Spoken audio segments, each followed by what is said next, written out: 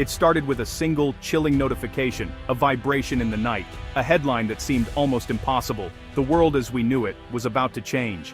Canada ceases all natural gas exports. In an instant, the lifeblood of North America's energy supply was cut off at the source. On December 2, 2025, the continent woke to a new reality. The sun rose over silent cities, and the news cycle was dominated by a single, shocking story. In homes across the Northeast and Midwest, thermostats clicked on, but the warmth was fleeting. Families bundled up, hoping for heat that never truly arrived. The energy flow we'd relied on for generations was suddenly cut off. The pipelines that once hummed with life now stood silent, their purpose erased overnight. This was economic warfare disguised as policy, plunging North America into its darkest energy crisis. The lights flickered, and uncertainty crept into every home and business. Ottawa's announcement cited national security, but on the ground, it was chaos. People scrambled for answers and confusion reigned in the streets. Wall Street crashed, energy prices exploded. The financial markets reeled as investors realized the scale of the disaster. Heating your home became an act of desperation. People layered on clothes, gathered around stoves, and searched for any source of warmth. In Washington, panic spread. The president called an emergency session, summoning advisors and energy experts to find a solution. Canada, our largest energy supplier, had turned off the spigot without warning. The intricate web of pipelines and trade agreements was suddenly meaningless. The silence from the pipelines was deafening. Steel arteries that once stitched two nations together now ran empty. The sense of loss was palpable. Factories, homes, and entire cities faced a chilling uncertainty. Production lines halted, and workers were sent home to face the cold. The trust that underpinned the North American alliance was shattered overnight. Decades of cooperation dissolved in a single fateful decision. The Canadian government's decision was calculated and shocking.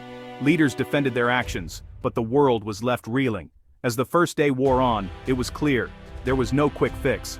Lines at gas stations grew longer, and hope began to fade.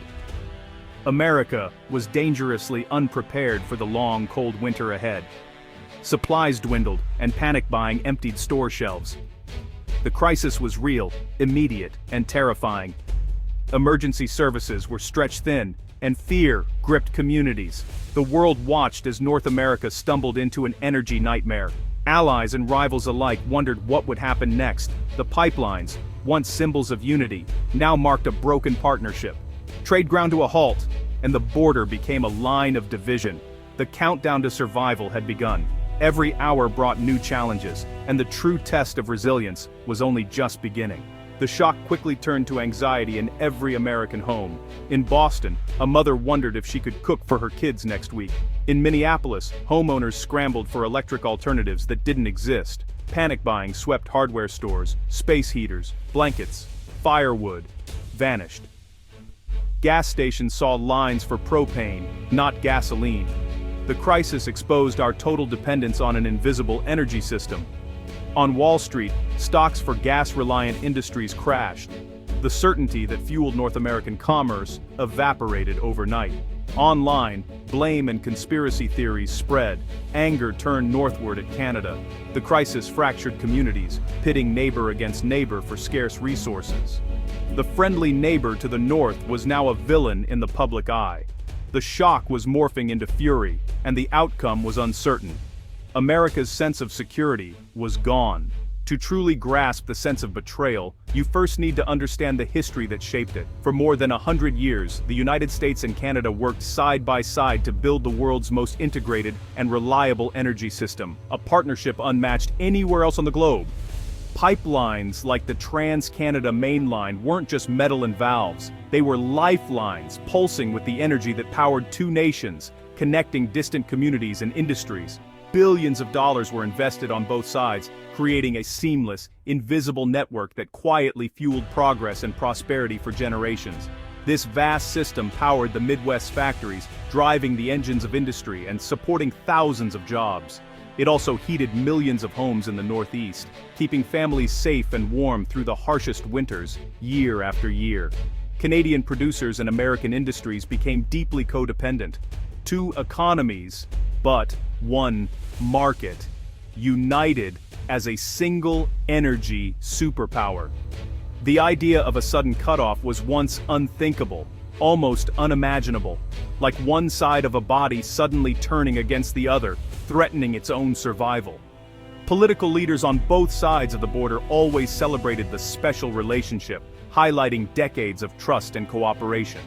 Together, the two nations weathered global energy crises, standing shoulder to shoulder in times of uncertainty and challenge. The shared grid was more than infrastructure. It was a shield, a promise of mutual security. Now that shield has been shattered, not by an enemy, but by a trusted friend. Trust, the very foundation of this alliance, was not lost by accident. It was deliberately demolished, leaving wounds that may never fully heal. The pipelines, once proud symbols of unity and shared purpose, now stand as silent witnesses to a partnership broken and a future uncertain. The energy fortress, once thought unbreakable, has fallen, not from outside attack but from within, leaving both nations to face the consequences.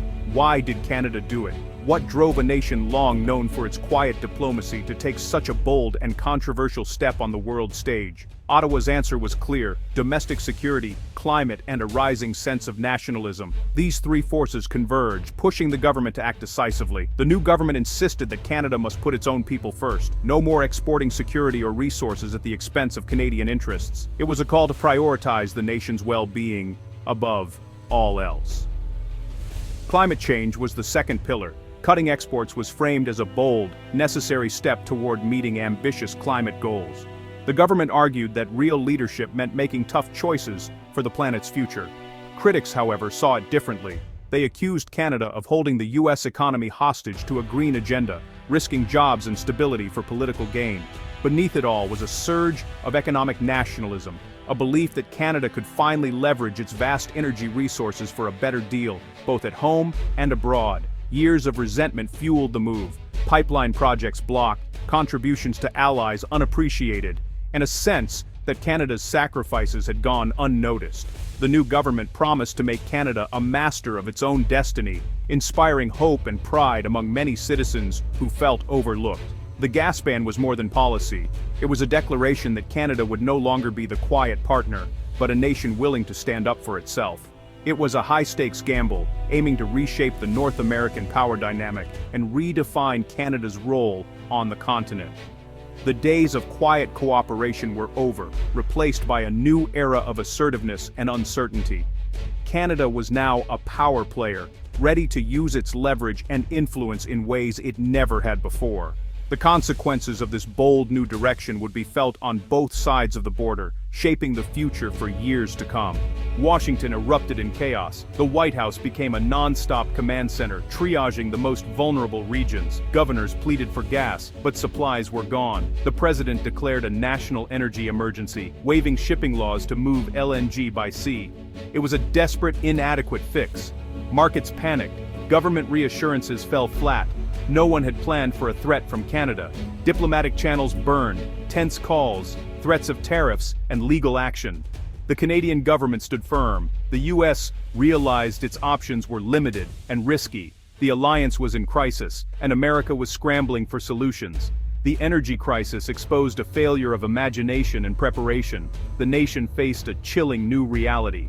The crisis rippled across the Atlantic, slamming Europe. Europe, newly dependent on U.S. LNG, now faced shortages as America considered curtailing exports. A global bidding war erupted. Prices soared, tankers rerouted mid-ocean. Europe faced energy rationing and industrial shutdowns.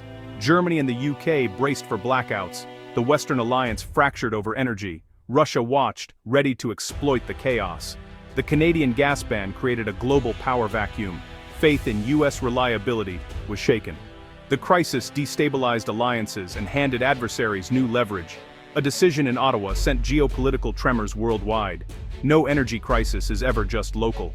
The economic fallout was swift and brutal. U.S. factories shut down, layoffs swept the Midwest. The crisis gutted America's manufacturing capacity. In Canada, the energy sector collapsed. No market for their gas, billions lost. The promise of sovereignty turned to economic self-destruction. A bitter trade war erupted. Tariffs, broken supply chains, soaring prices. The world's largest trading relationship ground to a halt. Both nations suffered immense pain and open hostility replaced trust. The crisis permanently altered North America's economic landscape. U.S. companies turned away from Canadian energy.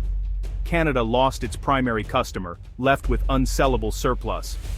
The gamble for sovereignty backfired, leaving both nations poorer.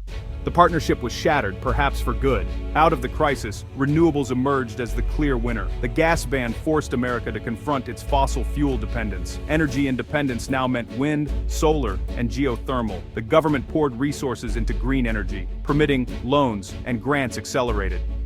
Homeowners rushed to install heat pumps and solar panels. Energy efficiency became a necessity, not a luxury. The transition was rapid but strained the aging grid. Demand for critical minerals soared, creating new vulnerabilities. The Green Dawn was promising but costly and complex. The crisis proved the future of energy was electric. America was on a new path, but the journey was just beginning. The pain of the gas ban had set the stage for a new energy era. North America is forever changed. The crisis has passed, but the scars remain. Canadian gas isn't coming back. The U.S. survived with domestic production, LNG imports, and renewables, but at a huge cost. The economy suffered, and trust between the U.S. and Canada is gone. The border is now a line of division, not friendship. Trade is fraught with suspicion. The integrated economy is fractured. Both nations look inward, focused on self-sufficiency. The global order has shifted. Energy alliances are fragile, competition fierce. The gas ban was a wake-up call. Energy is the ultimate weapon. The lesson is clear. Never take resources or alliances for granted. The continent is fractured, economies wounded, trust lost. This is the new, colder reality of North America.